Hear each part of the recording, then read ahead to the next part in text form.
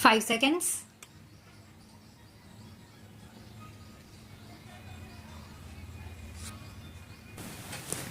Sir, planning is the vital instrument we have adopted to realize the social objectives enshrined in our Constitution.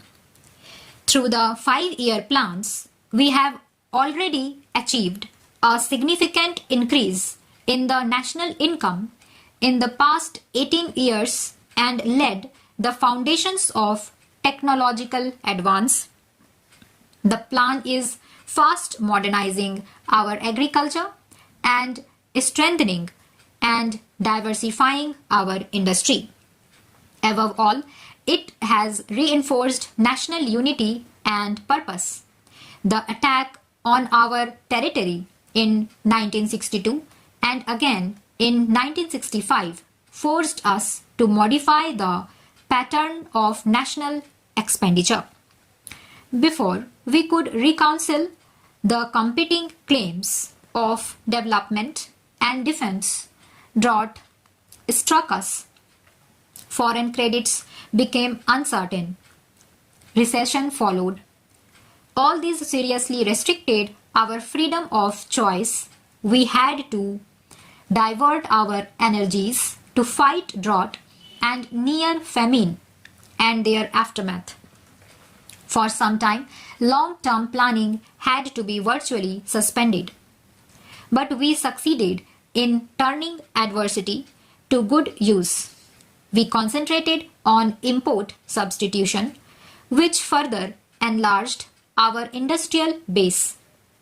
This, along with the need for more foreign exchange, put us on the path of a more fruitful export drive.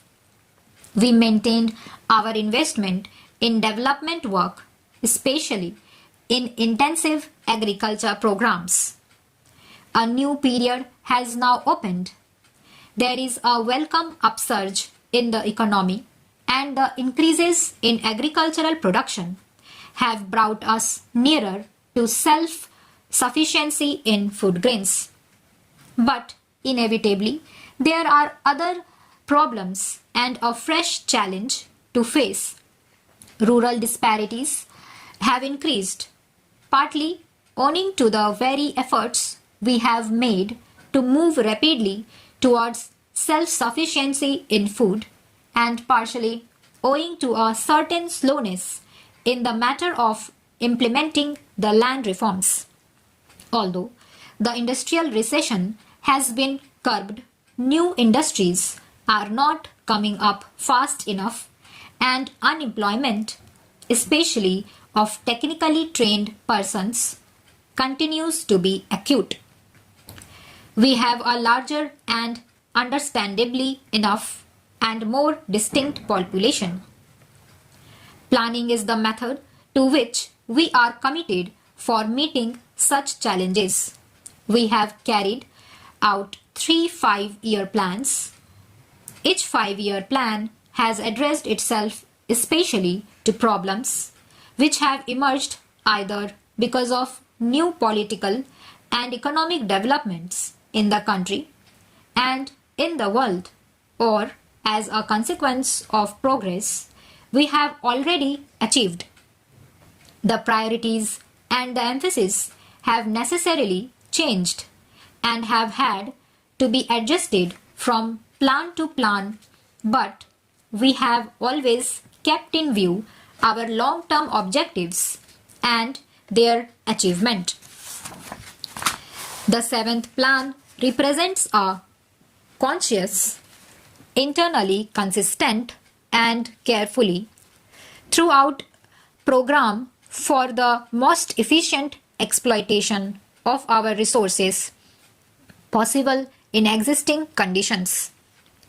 The basic aim is to raise the standard of living of the people, especially of the less privileged sections of society.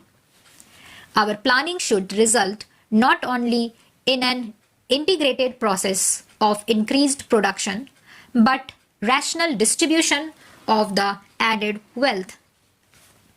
The overriding inspiration must be a burning sense of social justice. While increased production is of the utmost importance, it is equally important to remove or reduce and prevent the concentration of wealth and economic power. The benefits of development should accrue in increasing measure to the common man and the weaker sections of society so that the forces of production can be fully unleashed. A sense of involvement or participation by the people as a whole is vital for the success of any plan of rapid economic growth. This can only be evoked by securing social justice, by reducing disparities of income and wealth, and by redressing regional imbalances. Our orientation of our socio-economic institutions in this spirit is accordingly the first necessity. 1 year of this plan has already gone by. Between the draft plan and the present document, certain important changes have been made. The projected investment in the public sector has been stepped up so as to enable us to undertake a larger and bolder agenda of work. New schemes have been added to help the small farmer throughout the country, especially in the unirrigated areas. The emphasis is squarely on areas that have hitherto suffered from neglect of transport, and housing problems in urban regions will receive more attention. A small but significant beginning is also being made with special programs for children. The 7th plan thus provided a necessary corrective to the earlier trend, which helped particularly the stronger sections in agriculture as well as in industry to enable them rapidly to enlarge and diversify the production base. In the long run, the full potential of growth cannot be realized unless the energies of all our people are put to profitable use.